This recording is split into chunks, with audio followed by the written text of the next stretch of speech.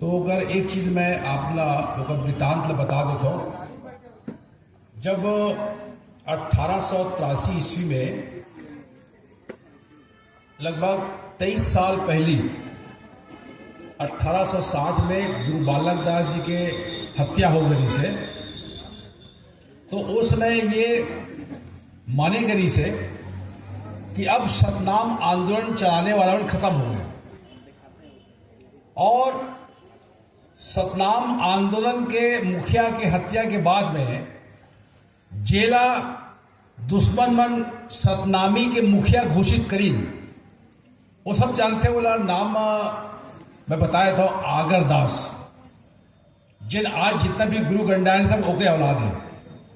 गुरु बालक दास, गुरु घासीदास जी के 3 पुत्र पुत्री, जमा गुरु अमरदास जी, सुभद्रा माता और गुरु बालक दास।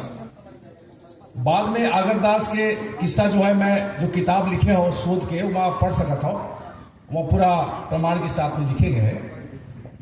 तो उस समय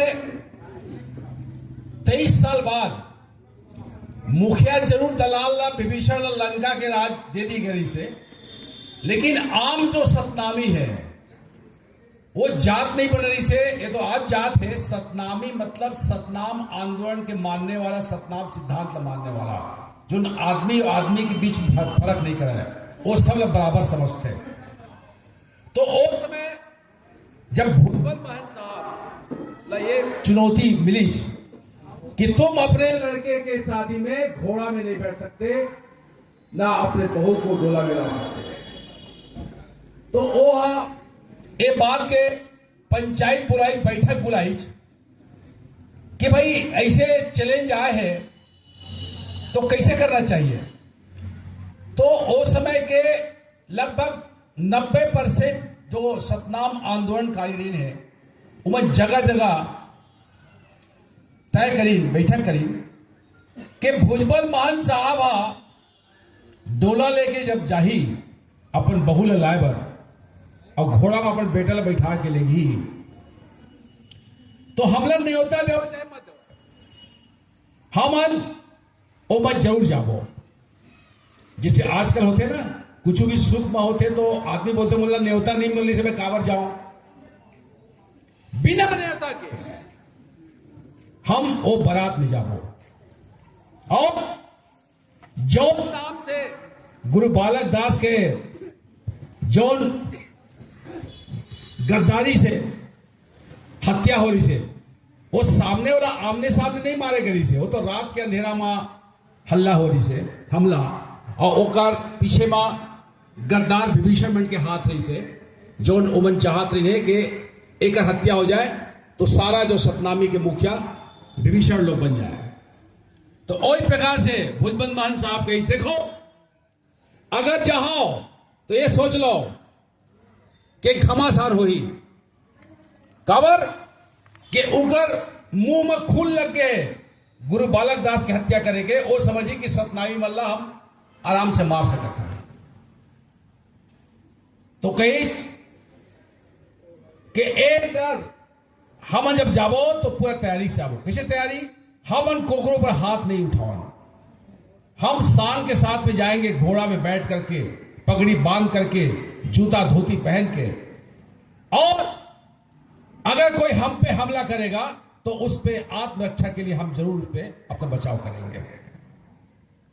तो आप क्या समझते हैं कि बहुत लोग तैयार हो गए होंगे? नहीं, पूरे लोग तैयार नहीं हुए।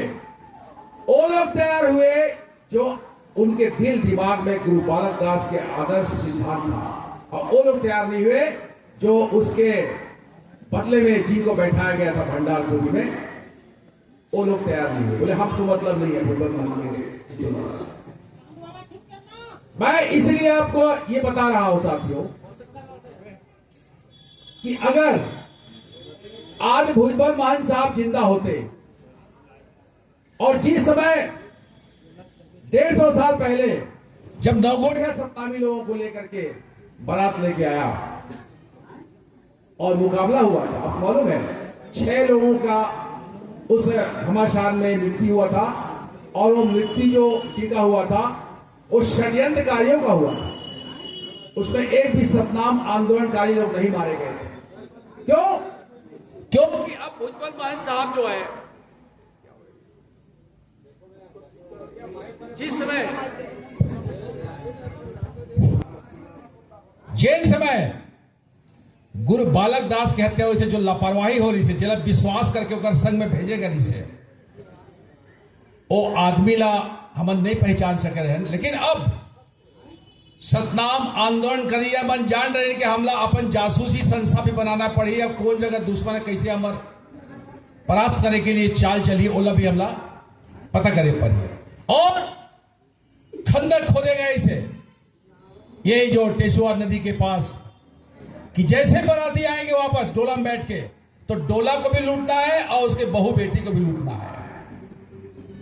और ये सोच करके जब वो लोग निकले थे, तो हमारे सतनाम आंदोलनकारी लोगों के जो जासूस संस्था है जान गए थे, उसी खंदक के पास में इस तरह से छिपे बैठे थे कि जो खंदक में वो लोग हमको गिरा के मारने वाले थे, वही खंदक में खुद जाके मर गए। ये हमारी सतनाम आंदोलनकारियों का इतिहास है।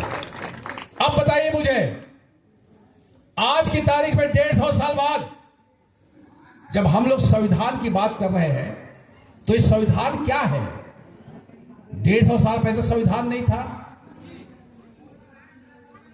आज जो संविधान में खतरा है, बाबा साहेब डॉक्टर अम्बेडकर ने खुद कहा है और दुनिया के विद्वान कहते हैं कि भारत के संविधान में जो समता का अधिकार है, मनुष्य से मनुष्य बराबर का अधिकार, कोई भेदभाव नहीं, ये अम्बेडकर साहब ने भारत के उन महापुरुषों के इतिहास से समझ करके, पढ़ करके और उसको मानते हुए लिखा है कि भारत में हम सब भारत के लोग हैं, हम भारत के लोग एक बराबर रहेंगे, किसी प्रकार से कोई असमानता, उच्च नीच का भाव नहीं रहेगा।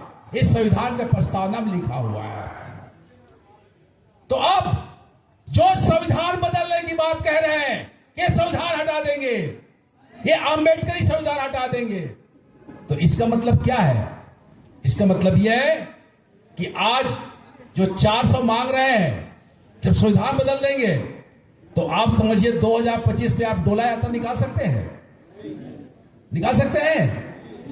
और आज हम ये पढ़ते हैं कि रावण को मारने वाला राम है, ऐसा नहीं था।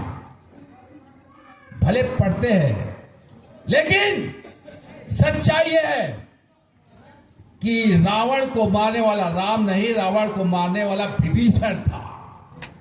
विभीषण था। अगर विभीषण, वो तो कहानी बना दिए कि इसमें उसके क्या बोलते हैं इसको, छाती में यहां पर उसका अमृत है, नाभि में। ऐसा नहीं है, एक कथा कहानी है। असली चीज यह है कि जहां जहां पर सैन्य छावनी रहता है, जहां जहां सेना का मोर्चाबंदी होता है, उसका भेद को बता करके रावण को मारा गया। तो आप समझ लीजिए कि हम चाहे कितना भी अपने आप को कहें कि हम भुजबल महंत साहब के सिद्धांतों को मानते हैं, अम्बेडकर साहब सिद्धांतों मानते हैं, लेकिन और विभीषणों को, जो विभीषण अपने आप को गुरु घासीदास का वंशज कहता है, अम्बेडकर का जय बुलाता है, वो आपके इस संविधान बचाने के पक्ष में है कि नहीं?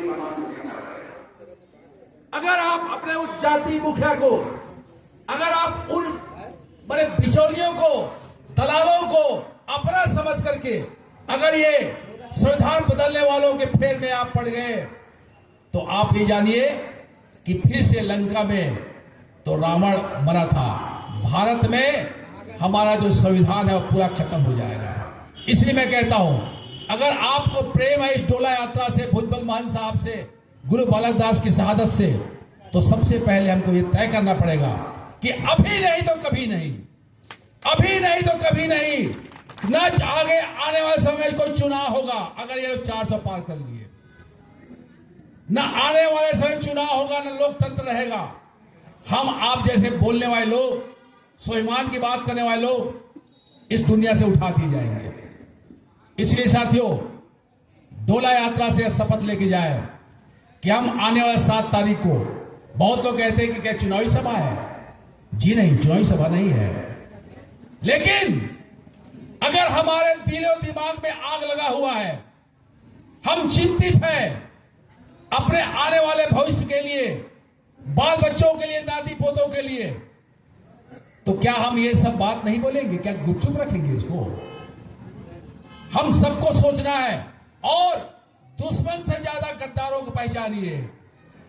दुश्मन को तो हम पहचान रहे हैं, वो कह रहे हैं कि हम संविधान बदलेंगे बेटा, मनुस्मृति लाएंगे, लेकिन उन लोगों को पहचानिए जो खुलेआम कहते हैं कि गुरु घासीदास की जय, जय सतनाम, जय भीम, जय अम्बेडकर। वो किसके पक्ष में खड़े हैं? उसके पीछे की घड़ी को समझिए। वो कहेंगे कि हम भी खिलाफ में हैं, लेकिन उनके तमाम राजनीति करने से किसको फायदा हो रहा है, इसको आपको जानना पड़ेगा। अगर ये नहीं जानेंगे तो समझिए हम उनकी चालाकी में, उनकी रणनीति में हम फंस गए हैं। इसलिए मैं ज्यादा कुछ नहीं बोलूंगा। कोई नेता, कोई मुखिया, कोई अपने आप को कहता है कि मैं इतना बड़ा ज्ञानी हूं, उस ज्ञानी को सिर्फ जो है इसी से पहचान लीजिए कि इस देश में वो संविधान के बचाने के पक्ष में है कि नहीं है। वो लोग जो आज जो है हमारे पुरखों के इतिहास को लेकर के, ये जो डोला यात्रा गुरु बालक दास की हत्या, उसका चित्र किसने निकाला आपको मालूम है? बहुत लोग नहीं, किसी गांव में जाकर पूछिए, क्यों भैया आप गुरु बालक दास का चित्र देखते हो? हाँ देखते हैं। किसने बनाया, किसने खोजा? तो बोले हो है बड़े बड़े नेता मन के, ज्ञानी मन के खोजे हो है। कोई ज्ञानी नेता लोग नहीं खोजे जाते हैं। ये हमारे आप जैसे लोग जो आज बैठ के चर्चा कर रहे हैं, यही लोग उस चित्र को निकाले। नहीं तो डोला यात्रा गुरु बालक दास के चित्र को यही जो अपने आप को आज घोषित करते हैं, यही लालपुर के पास में जब हमारा 2000 सन में जब हमने सोच चित्र निकाला तो बोलते थे ये कौन गुरु बालक दास है यार, ये कोने किसे कहा हो गया? भुजबल महंत के डोला कोई जानता ही था। लेकिन जैसे बताया मैं आपको, वो गद्दार लोगों के लोग इस इतिहास को भुलाना चाहते थे, लेकिन हमारे वो लोग, आप लोग जो लोक कलाकार थे, वो आज भी सुनिएगा। आप अगर गम्मत आज तो होता नहीं है, लेकिन मेरे उम्र 70 साल है, मैं भी लीला गम्मत के बहुत काम किया हुआ।